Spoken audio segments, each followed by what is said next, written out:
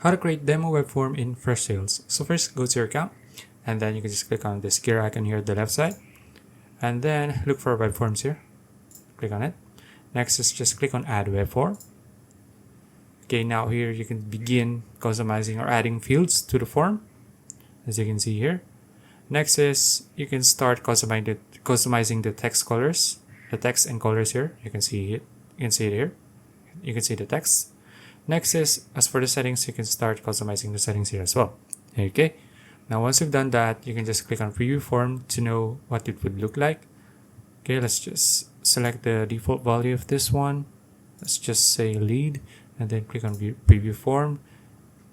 Now we can see what the form would look like once it's done. Okay, now it would look like this.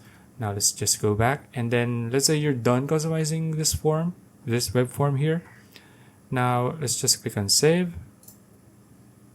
Okay, now it'll say here there's a pop-up here that you've saved the web form. Let's just click on cancel, and there you go. Now you have a demo web form. Okay, so that's it. If you found this video useful, please like and subscribe for videos like this. See you in the next one.